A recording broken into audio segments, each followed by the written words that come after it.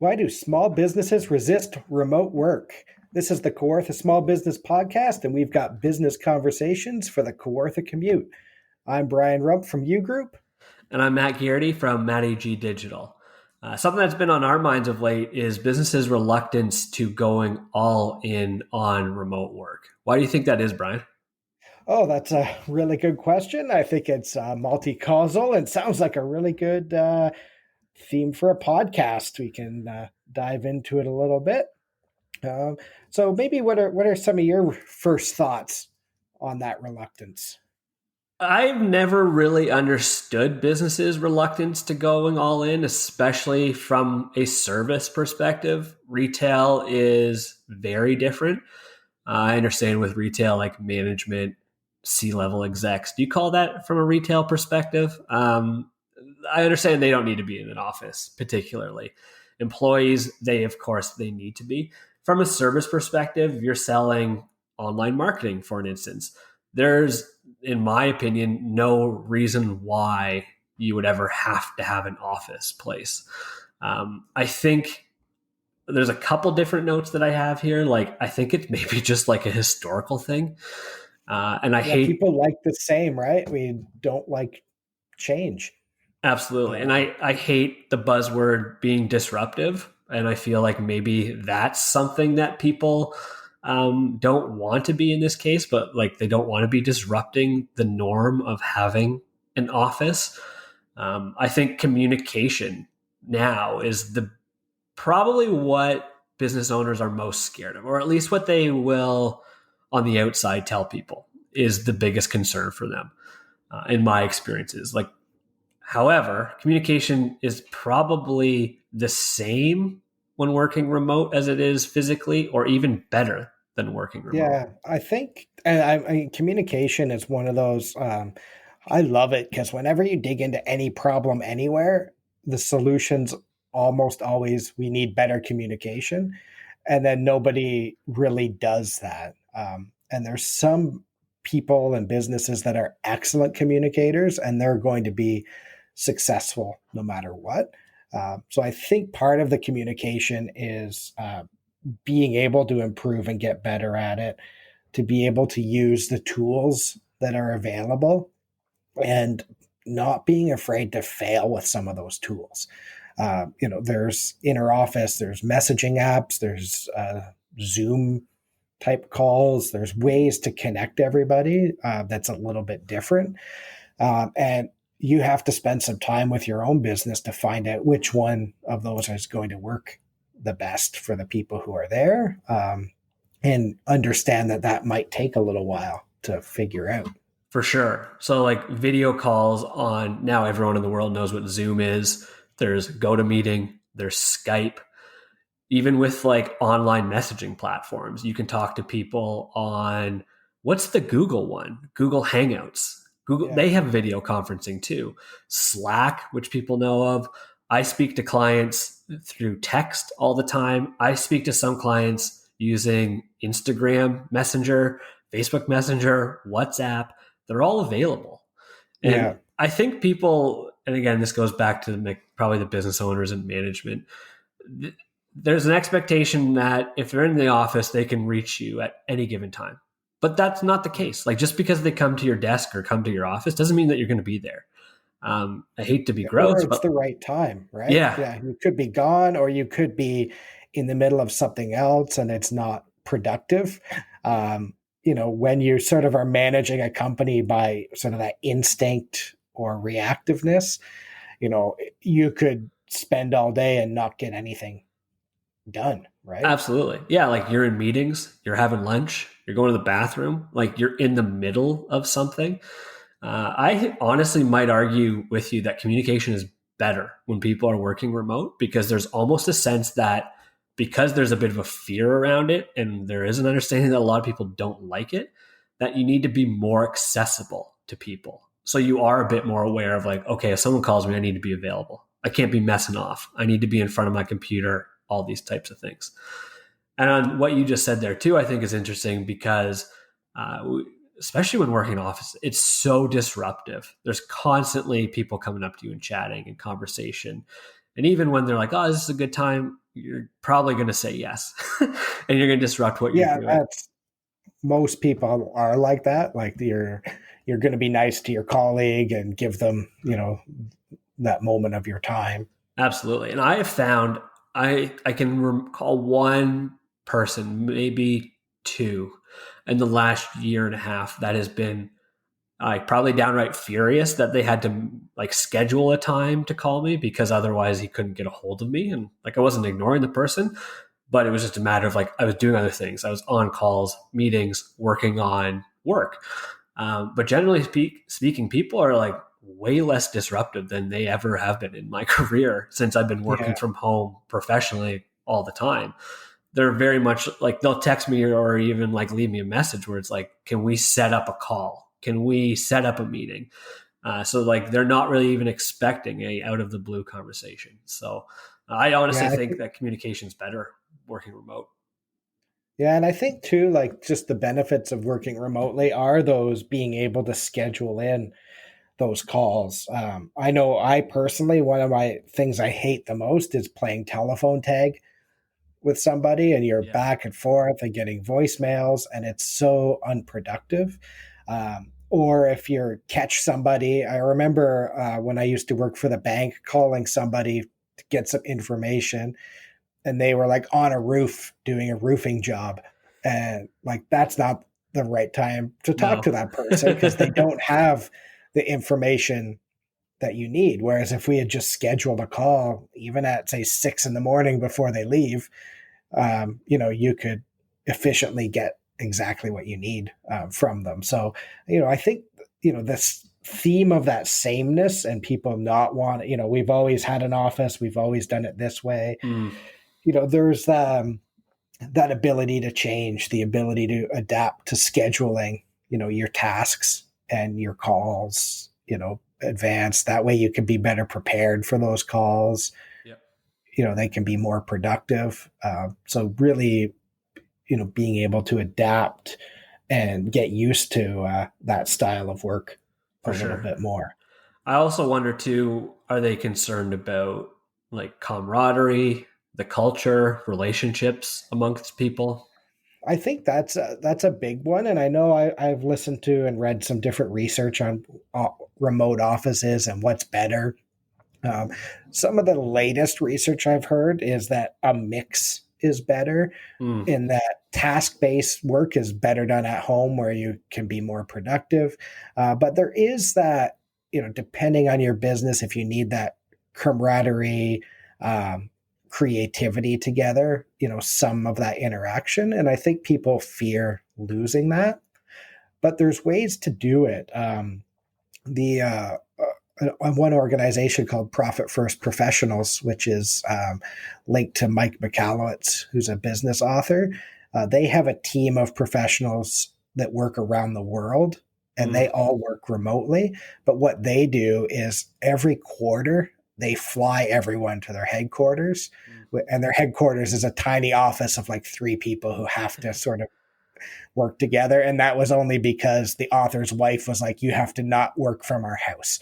But they fly everyone in, they get hotel rooms for them, and they do like a couple days sort of intensive stuff. And they do some like real good team building. So that organization, yeah, it might cost similar because they're putting up extra costs, but they bring everyone together. They feel like they're a team.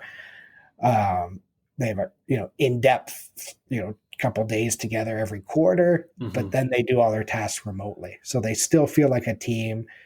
It's easier to call people and have video calls if you've met them in person a bit and created some stories together. So there's ways to adapt around that, right? You could have everyone works remotely if they're reasonably local. Maybe you get together for dinner once a month Mm, together and you go out and have some fun and build that sure. camaraderie. How do you think people feel like they're on a team?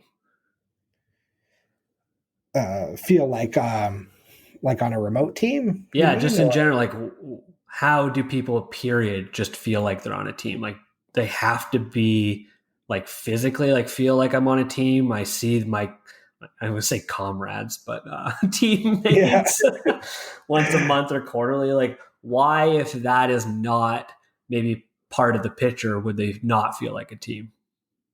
Yeah, I think that's a really good question, and that feeling of team, because I think there's sort of two things to point out here. One is sometimes you could try to force feeling like a team too much. Yeah. And, I know I've worked at places before where they try to have like mandatory like weekend outings with like your family. And it's like, that's great. You want to have that vibe, but that doesn't work for everyone. That's still Like challenging. people who are introverts might want to go hide outside of work and they don't want to necessarily see you. I think I mean, a lot of conversations come back to having a strong vision and mission Mm. for a company. And if you have that clear vision, that clear purpose, people will feel like they're on a team if they're working towards that. So if they're helping deliver on, you know, their really good service for their clients and they feel like they're in a, well organized, good spot. You don't have to necessarily see people all the time to feel like you're on a team with them. Yeah, for sure. And similar to what you're saying, I guess it's just semantics here, but I think it's about values. So whether it's the vision and the mission and the strategy, or like you're working together with like-minded people with that share similar values.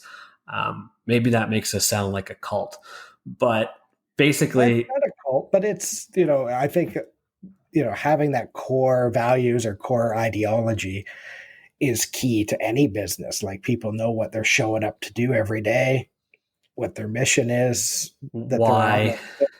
with, where they fit as well. Like what's your role in delivering this and having that clarity. And I think, to a lot of business owners, especially maybe smaller businesses who are getting into it, if you don't have that clarity and you're sending someone to work from home, you might be afraid because you have no idea what they're doing all day. But if you have clarity of, hey, this is your mission, this is how you support maybe someone else on the team, like then you're going to be focused and probably more productive from home in a shorter time period.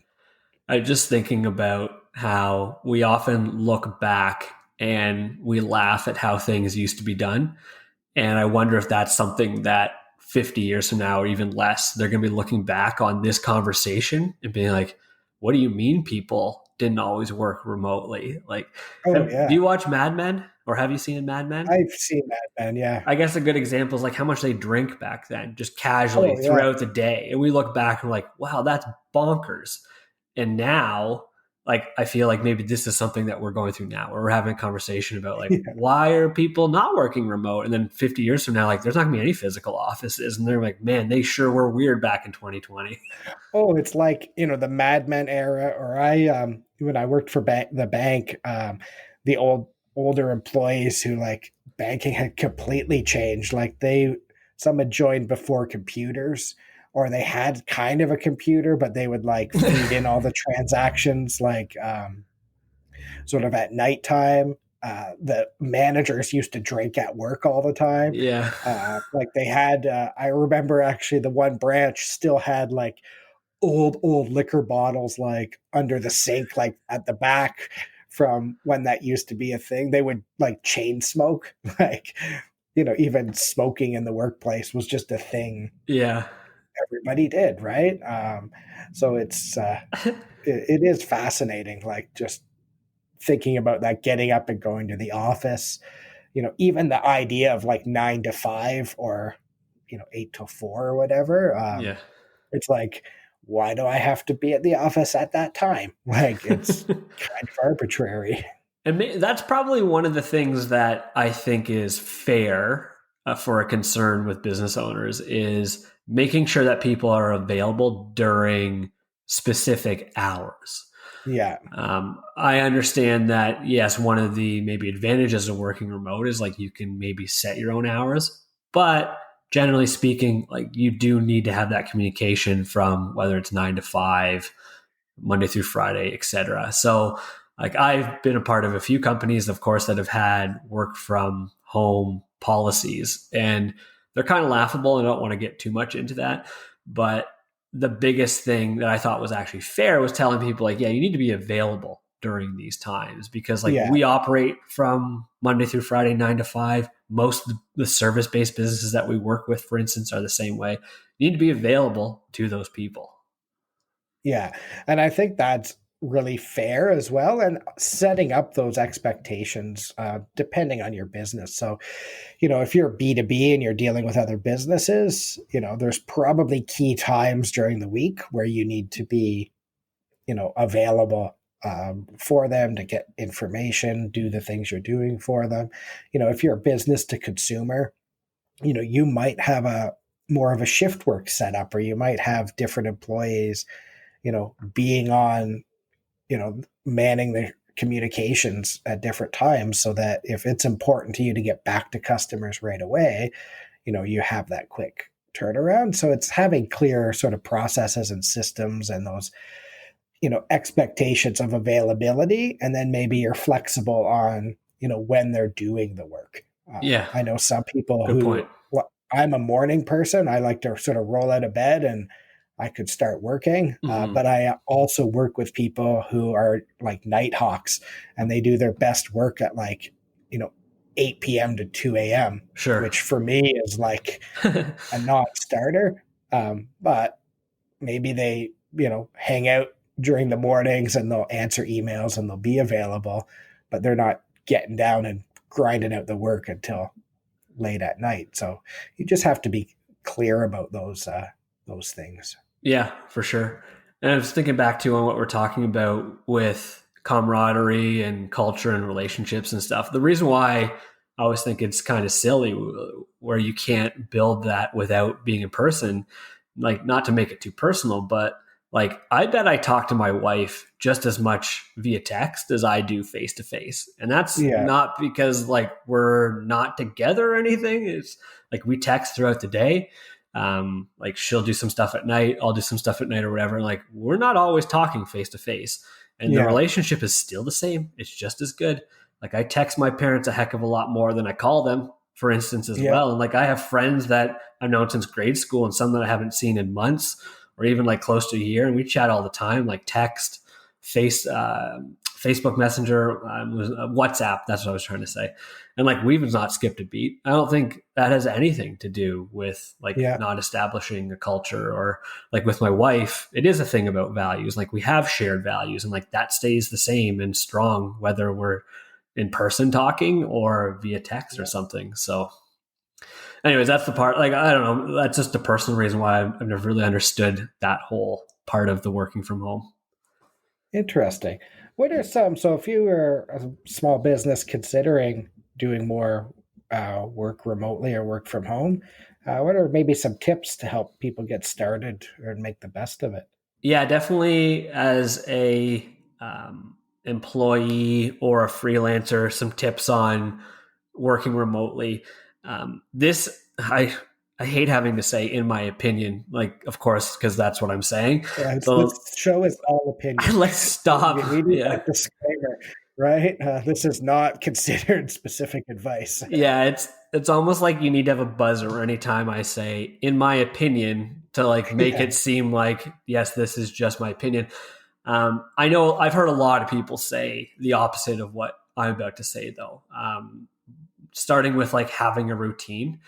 I have found that I did not skip a beat when I went from working in an office to working from home. I got up, did my normal thing that I normally do in the morning. I'd eat breakfast, I would shower, I would get ready, and I'd get dressed like I was leaving the house, even if I wasn't. And I would still always wear jeans. Like I'm dressing like I'm going out, but I'm not like wearing a suit type thing. But I'd always wear jeans, and at least for the first long time, I would always wear a shirt with a collar. The last couple of months, I've let that slip quite a bit, and I'm wearing more t-shirts, but still always wearing pants. They're It's not on brand though for you. Yeah, I never ever wear track pants. That's a big thing that people are always like, oh, I love working from home in my sweats. And I'm like, it's not that it's unprofessional because like I don't really care about that, but it makes me feel when I'm dressed like I'm ready to work. My Yeah. mind is now in a different spot. Yeah, it's doing what you need to do to feel that focus, right? Yeah, absolutely. Feeling focused is a big one. I'm also a huge supporter of having a separate work area. And I hear this a lot from people where they're like, oh, I don't have anywhere to work. So, like, I work in the family room and my kids are always bugging me. And I'm like, well, your kids are always bugging you because you're working in the family room. Like, Yeah. there has to be somewhere in your home that you can get away and designate to a specific area for your work. Like, there has to be a desk or a table somewhere, or like Yeah. go into your bedroom and close the door. I started working in my basement, which was separate, in like a big cavernous open area with a desk, which was fine. The basement was even open to the main floor. So like one of the first things I did before I started my business work from home was I put a door on the basement, even to make Yeah. that separation. I since throughout that time I've built an office which is within the house, which is now different. I've got a door; it's locked. Yes, my wife and children will still try to get in the office door even when it's locked, but that's a different story. At least there's ability to keep them out. Yeah, there's a reasonable barrier Yes. there. I hear all the time people talking about like they're on the couch working. That's the one I never, ever, ever could imagine. And I don't know if it's because like I don't want to cry and like make it sound like a wiener, but like I had back issues a couple years ago. So like I couldn't sit on a couch very comfortably, let alone Oh yeah. sit on a couch and work on the computer and like work on your trackpad and all this. I think it just goes back to like feeling professional and like getting that state of focus. Like I sit on the couch at the end of the day when everyone's asleep and I'm ready to unwind. Like I don't Yeah. need that mindset while I'm trying to work. And then I'm sitting on the couch like, okay, maybe the TV's on or something. And then you're distracted by that. And you're not even as efficient because you don't have your mouse there unless you have like some different setup. So I'm just a big believer in those two things. Like have a routine, um, act like you've been there before type thing. Like act like you're leaving the house, get dressed, get showered, all that kind of stuff. And then having a separate work area is a huge one, in my Yeah. opinion. Like you can prevent those excuses. Like the people that are interrupting you during the day that you hear all the time, like, I hate working from Yeah. home and being interrupted. You can prevent that. If you don't think you can, I will challenge you on it every single time. Yeah, I think that's good. And I think the tip I would add in there as well is, and I think this is a big gap with a lot of small business owners, is making sure you have the right tools. So the right IT tools, the right, there's a lot of free ones. There's some that you could pay a little bit for that make things easier. But I think a lot of people I've seen try to do it and they don't have, they have like an old laptop that's gathering dust in like the corner and they're like, oh, use this and work remotely. And then it doesn't work properly. You don't need to spend $1 million and get all the fanciest things, but when you have stuff that works and is comfortable, it's going to make that barrier a lot less as well. 100%. I honestly feel like the only work from home, remote work policy any company should have should be based around how much that employee is allowed to spend for their office expenses or how much they're going to be given. Yeah. Every workplace like work from home policy is a complete waste of time to me. It should just be like, hey, we trust you, we hired you, act like an adult and be available and get back to Yeah. us on time and be professional and adhere to customer service principles and our values. That's the only policy that should be in place, not these big, long constitutional doctrines. It should be, hey, we operate 9 to 5, be available during those times, get your work done whenever. You brought up a great point. Like people need to get a hold of you through 9 to 5, be available for that. If you want to sit at the pool all day and just wait and answer emails, and then at night you can work and do the actual physical work that needs to be done, for instance, go ahead and do that. But the only other thing, like part of a policy should be like, this is how much you can spend in expense. So like, we don't want you going out there and buying like thousands of dollars worth of MacBooks and all this kind of stuff. Like, here's how much you can spend, maybe recommendations on like equipment that you're going to need. That's the only thing that I really believe should be part of some sort of like work remote policy. Yeah. No, I think that's good insight, and good to have it clear and specific, and sort of links it back to sort of the values and purpose, right? If people aren't doing their work, then sometimes that's just proof that you don't need them. So I always say, if you don't want to do work, that could be arranged. So, if you have the right people and they believe in the mission of your business and you're doing well, they're going to do great. Absolutely. Just as well remotely. And, there's a solution for any problem that you have that comes up because of that. So, absolutely. And maybe we are just in a time where maybe very quickly, to tie it back to one of the things I said earlier, like maybe very quickly we're going to be laughing about this conversation in a year or two, and it's going to be almost exclusively working remote or from home. And the conversation will be, will there be literally any value in working from a physical office? Maybe in just a year from now. Yeah, it'll be interesting and to follow it and see what happens. Any more thoughts to share? No, I'm good. I highly recommend that people, when they're working from home, try to follow some sort of routine. Find that routine for yourself. Like maybe it is the complete opposite of what I just said. Maybe you love rolling out of bed into your track pants and sitting on the couch and working, and that works for you. But find something that is, like I said, works for you, and you don't have any excuses for it being a disruption to your work, maybe. Yeah, awesome. That sounds great. All right, so that sounds like a episode to me. Thank you, everyone, for listening. If you'd like to talk more about this with us, reach out on social media and we'll set it up. Thank you very much.